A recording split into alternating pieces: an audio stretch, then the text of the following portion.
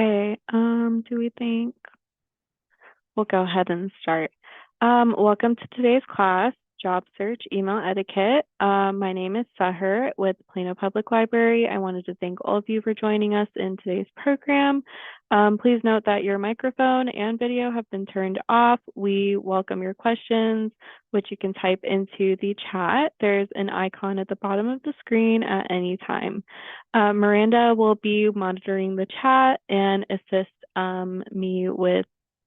assist you guys with any issues that you guys have and bring anything to my attention. We will be sure to leave time for questions and share information about library resources for your career development or job search at the end of this presentation. And just note that this program is recorded and will be made available on the Plano Public Library YouTube page for a later viewing. So welcome to today's class. Our objectives are to get you a job, hopefully. I'm going to show you how to stand out from the competition by using proper email etiquette in various job search emails. And then at the end, we're going to be talking about library resources as well. So before we start, I don't have access to the chat, but Miranda can let me know. You can type in the chat what kind of job you're looking for, where you're at in the job search, and maybe how many years have you been in your current profession or the last job you've had. And then just an FYI, the chat is only set for Miranda can see it. So just say what you're comfortable with, if anything. If not, we can just move on. And I'll just give that a second.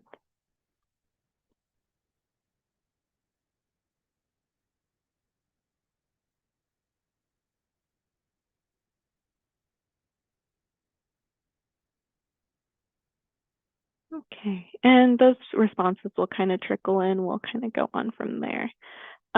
So email etiquette. Let's discuss what email etiquette is. Etiquette by itself is a set of formal manners and rules followed in your social or professional settings. So email etiquette is a set of rules to follow when sending emails, in this case during your job search. So we're going to look at email etiquette that applies to all of the job search situations. That's kind of why I wanted to know where you guys were at, because this hopefully should kind of cover all bases of where you're at in your job search. So first, let's look at your email address. You should have your own email address and it should look and sound professional. Imagine having to say your email address out loud. If it's embarrassing or sounds funny, probably not appropriate for a job search. It says squeakyduckman@gmail.com would be a little embarrassing to say to people that you're interviewing with. So just make sure to set up a professional email address for your job search. You should also not have an empty subject line. This is important. Just make sure that you include the position and the name and your name in the subject line. If you put something like application attached, they may just delete it and think it's spam. And on greetings, this is a line that just goes, hey, Mr. Adams, or hello, John. Unless you know the person well, you want to use dear and their name. And hopefully you'll have the person that you are addressing, but if not, you can just say dear hiring team or dear hiring manager. If you have to use if you have their full name, go ahead and use that. You may not know if they're like their preferred pronouns, so I would just go with using their full name.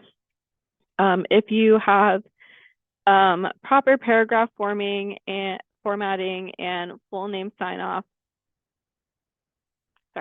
You need to have proper paragraph formatting and a full name sign off with the contact information. That may mean a phone number, email address, LinkedIn account, whatever you think is the best way to get in touch with you. You'll want to put that at the end. And then at the bottom, we put some sources down here. So a lot of the content was taken from these sources. So if you want to come back to the recording and jot these sources down, you can. Um, so what did you see when I first opened this slide? Was it avoid all caps? That's because it was like I was screaming at you. All caps is shouting and no one wants to be shouted at. Don't use all caps in your job search. Spell checkers often don't catch mistakes that are written in all caps as well. So you just avoid it. Make sure to proofread before sending anything out. You don't just want to make like little mistakes and read it out loud because you'll often hear grammar mistakes if you read it out loud versus if you're just reading it in your head. It's saying you should read it backwards, and then you'll see spelling mistakes, which I don't know how to do that. So if you feel like that'll help you, try it. Anything to get you to revise and make it fun. Now, commas. You will need to use the Oxford comma. If you don't know what that is, it is the comma before the and when you're talking about three things and more. So you want it to be red, white, and blue, as opposed to red, white, and blue. It looks like we have an example over here. Your guest list is my parents, Thomas, and Samantha. So those are your parents and their names, or it's my parents, singular, Thomas and Samantha, four different people. So just be careful when you're, using that for clarity. Don't use emojis. Unless you really know, don't use emojis. And then you need to be careful about excessive punctuation, specifically exclamation mark. Try to avoid any during your job search, but if you need to use one, limit yourself to one during your whole correspondence with the company. So don't be too excited, apparently. I'm gonna pause for a second. Is there any questions?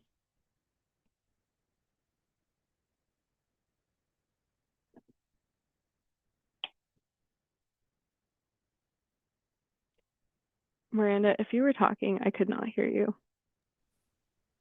There's no questions. Okay, cool. Okay, thank you.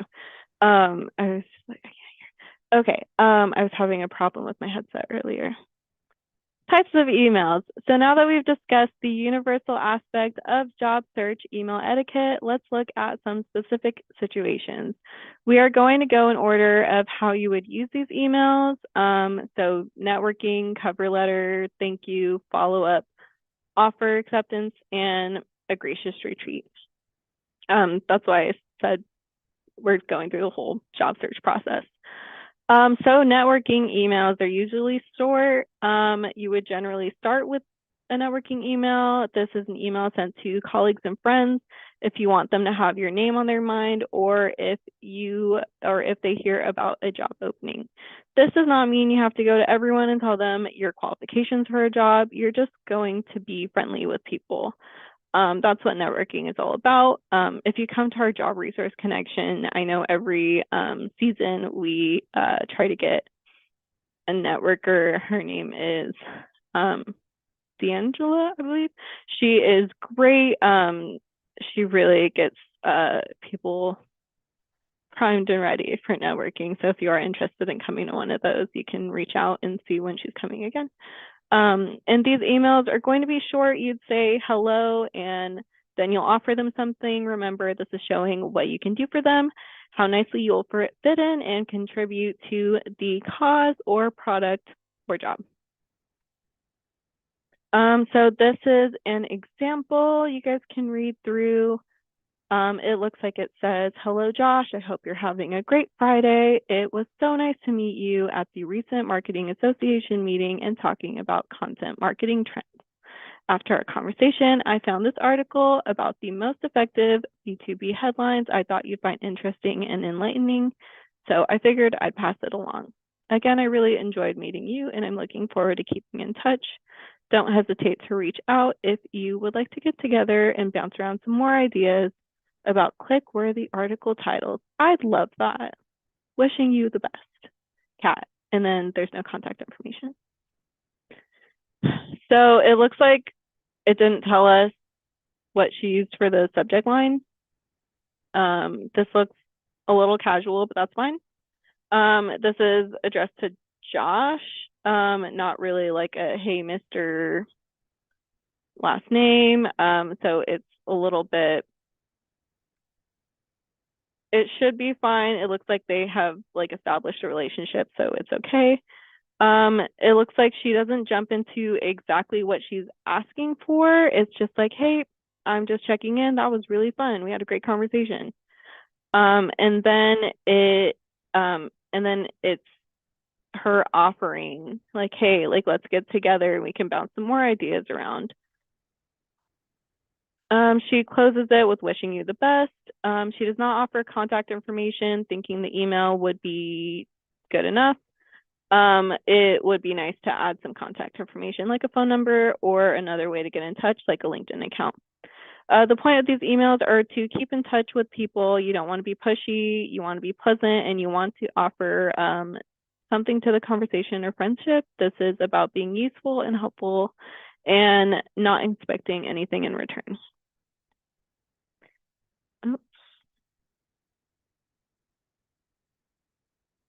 I probably won't read every single email after this. I'll kind of pause and have you guys read through it, and then I'll just like have my commentary. Okay, cover letter email. This is, we're going to move along to the cover letter emails. These and thank you emails will be the ones you use the most. We're going to talk about two situations. One is where the cover letter is going to be an email attachment, and then the other is just the whole cover letter in the email itself. How do you know which one to send? You'll need to check on the application guidelines. Most companies will want it as an attachment, but some will want it as an email message. If you don't know, just go ahead and send it as an email message. That's apparently the default. And it looks like it's saying just keep it short, just a few sentences. So this one, it looks like they wanted it as an attachment email, but you're still going to write a little something in the body. Let's look at this example. It's a little short. The subject line tells the company exactly what you are sending and who it's from. So it's job title, person's full name. That's great. It's addressed to one person. If it says your resume and cover letter are attached and what the position is, and then the sign off with the full name. Sending an email with no text written in the body can be a missed opportunity and show a company your professionalism. So it looks like they could have added a little bit more into this email, just to show a little personality, a little bit of professionalism, just more than the bare minimum. This one is a little longer, obviously. This one is when they don't actually allow it as a attachment. This is just the whole cover letter. So this is just a regular cover letter. It'll be a few sentences for each point. You're going to say why you're interested in the company and its products and why you'd be a great fit, how you can help the company achieve its goals, and end it with a short thank you. Look at this example. There's a great subject line that clearly states the name of the person applying and what the position that they are applying for is. Then you come down to the greeting. This is addressed to a specific person, which is the best thing to do. Like we discussed, if you don't know the person to address it to, then address it to the hiring team or a hiring manager. When we get into the body, what are you going to say in your cover letter emails? First, you're going to think of this email as a marketing tool. You are going to try to create that desire to learn more about you. You're going to tailor each email to the job you're applying for, and you're going to think of this email as a form from an employer's point of view. If you were seeing the employer, if you were the employer, what would you want to see from your ideal candidate? See, in this email, they have a nice opener, then they go into a very brief explanation of which position they're applying for, and then they show why they're a great fit for the company. And then they end it with a nice thank you. They have their contact information, all of it, full name, phone number, email, LinkedIn, if you want it.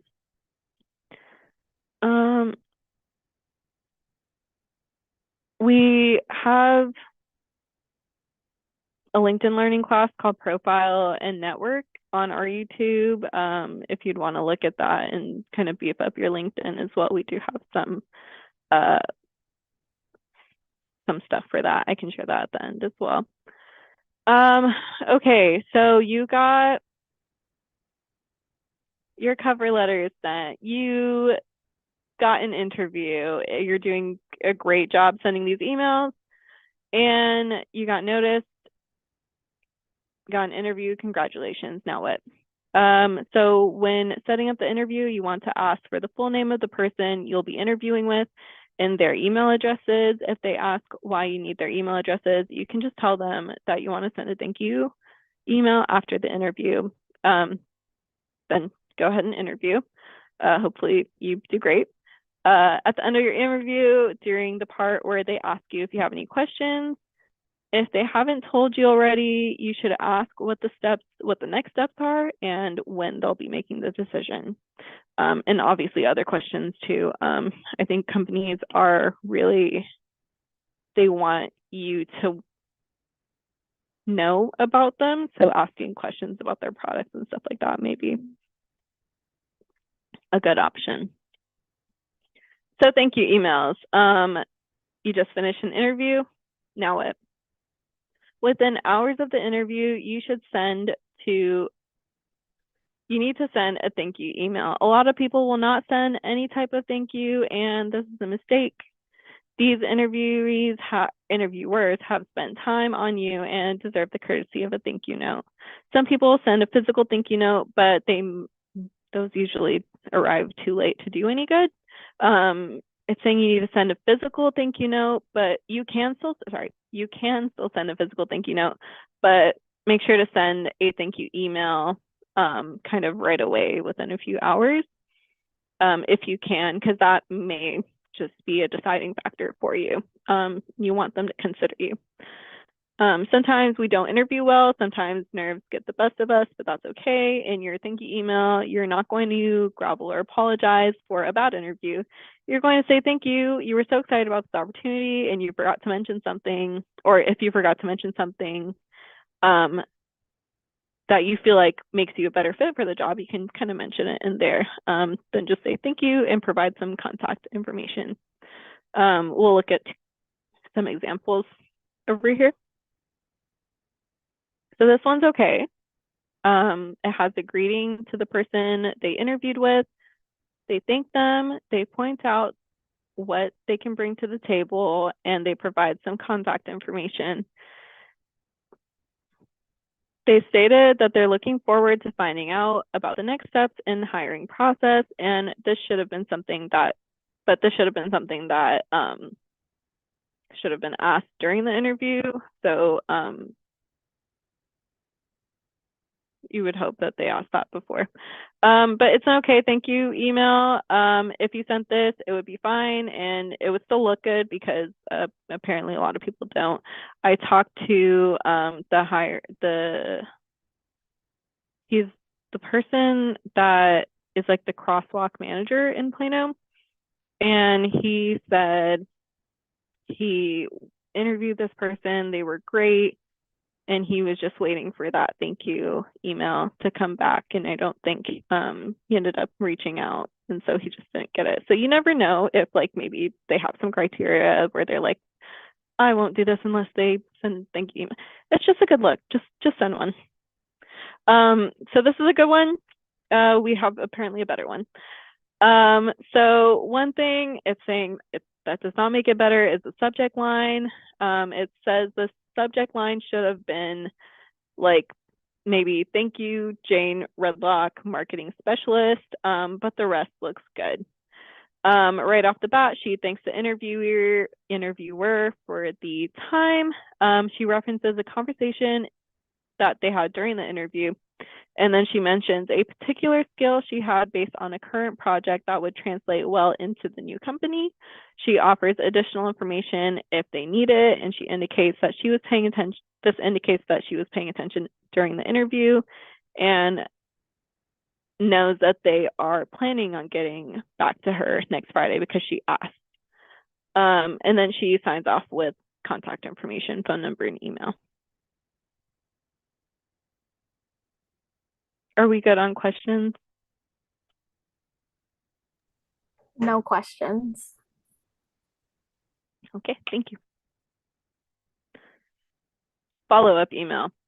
So you've interviewed and you sent your thank you emails. At the end of that interview, you may ask what the next steps are, and so you have an idea of when to expect hearing back from them. But now it's kind of a few days beyond that and you haven't heard anything. You may just want to send a follow-up email. This is probably the trickiest email to write. You want them to remember you, but don't want to feel like you're irritating them. You don't want them to like feel pressured in any way. And you want them to have nice thoughts about you so they'll hire you. If you send this, you're going to be very short in the email. You're just going to touch on 3 things. That you're interested in this job, you're just checking up, and you're happy to answer any questions. And that's it. So what's this going to look like? This is a follow-up email. The subject line is going to clearly state that this is a follow-up email to an interview and what the position is. Also, you should include your name. The greeting should have the name of the person you interviewed with, which be sure to ask that during the interview. Then a nice line referencing the position and the date you were given. Then a line saying that you're happy to answer any questions. I think it says if you have an update, you should probably change that to please let me know if there are any additional details I can provide. You don't want to come off too strong, apparently. And make sure to include your contact information in your sign off. They may not have gotten back to you because they haven't had time to grab your information. So just pop it right there at the end.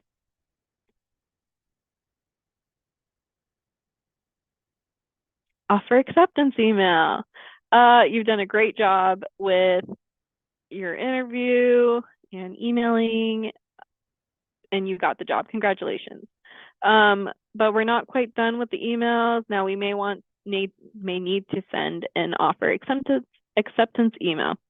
So you'll start by accepting the offer and agreeing to the terms of employment. You'll include a job title and the starting date, and then you will thank them for the job. If there's any negotiations you'd like to include, request a phone call or a meeting to discuss the details of the job offer in the email that they provided. Keep this email brief and express your gratitude. For example, you may want to share your desire to contribute to their sales team or your passion for their mission. Just keep it polite and brief. And then make sure you proofread. You don't want to give them any reason to rescind your offer because you're being unprofessional. Here's an example. So the subject line has your name dash offer acceptance. They know your name at this point because they want you to have that job. So you don't necessarily need to include the job title from there, but you can if you want to. And it should typically be addressed to a particular person, just like the hiring person or whoever you've been in contact with. You'll start by accepting the position and then a thank you line.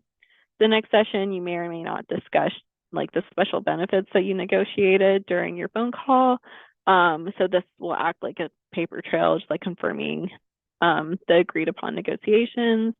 And then just a sentence on how you look forward to starting on a particular date and your contact information. A nice sign off with your name, and you've already included your contact information above, so you don't need to at the end of the email. So there's the offer acceptance, but then there's also a gracious retreat. Not everyone's going to nail their interview, and I mean, in this job economy, it's a lot of just like rejections. But with that, there is a gracious retreat kind of etiquette that you can follow as well. So most people will, oh, okay. So it's actually saying that most people will get to this email and then happily end their search. But let's look at the other outcome. Unfortunately, like maybe you didn't get this job, but you're not going to stop there. You're going to send out one last email that may be a game changer. You can send a gracious retreat email. It's saying go ahead and if you want to get on LinkedIn Learning and watch this a career strategist guide to getting a job by Jenny Floss. We do offer LinkedIn Learning as one of our databases for free with the library card. So if you would like to watch that, the person that was like getting all this information together like highly recommends it. But they are saying that gracious retreat emails may seem like a lot of work for a job that you didn't get, but let me explain. You're basically going to turn this into a networking opportunity. By following up after a rejection email, you can build a positive relationship with the employer. While other applicants receive the same rejection email, most will not respond, but by sending a reply to any rejection email you've received, you'll stand out among the pool of applicants who weren't selected. This may seem like a waste of time, but what could happen is either like what if the applicant who was hired changes their mind or decides not to take the position. Maybe it's just not a good fit for them. They leave in a short amount of time, or the employer may have like a similar opening and may find a good related like position that you would be a good fit for. That could be possibilities, and maybe sending the gracious retreat email would kind of set you apart from everyone else. So when the company is searching for like new candidates, you may just come up. So we've had a couple of, I mean, that happens a lot at the library. A lot of people apply for LSR and librarian positions more than once. Often they'll get the job on their second, third, or fourth try. The gracious retreat email can put you in a good position for the next job in the company. Or I know, like just personally, an LSR that was not hired during the first round of interviews, but after a position opened up later, they called and asked them to interview again. They weren't in that pool, but they were like, "You are a great fit. Come back. We'll interview you again." And then they got them the job. So it's good options. So a gracious retreat email would look something like this.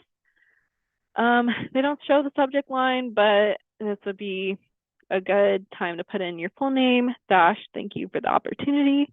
The greeting is the name of the person who you've been talking to, and then you can see this just a little note saying that you're kind of disappointed that you didn't get it, but appreciate the opportunity. And you know, we're gracious to meet everyone. You can say you would like to learn more about the company, or you would love to be considered for a future job opening. Make it sound nice, but not too formal or stiff. And a nice sign-off sentence with your name and contact information. Think about this. If you were hiring for a position and you got an email like this from someone you rejected, wouldn't you have thought they were nice? And would you have really nice thoughts about this person? And you want the people who are hiring you to have a positive experience. So it's just like one thing to consider. Do we have any questions? No questions. Cool. Thank you. And if you guys do have any questions, you can type it in that Q&A feature. Okay, and it looks like we have just a couple of like last pages on this. I think we are kind of done with the information on email etiquette. But if you're looking for those links at the bottom, we should have them on LinkedIn Learning. You'll need to go to the Plano Public Library page under Research and Learn, and we have several databases, but one of them is at LinkedIn Learning. We also offer tech classes through the year. Be sure to check out our online interactive calendar. And then we have some locations with digital creation spaces. This is where you can have access to beginner level digital media equipment and technology, including all of the Adobe products. And then this is some specific job search resources, all found under the library's database page, under Research and Learn, and then Careers. So we have the Job and Career Toolkit. We have Job Resource Connection. It's a bi-weekly program. We do it at Harrington Library. It's every other Monday at 6:30 to 8 p.m.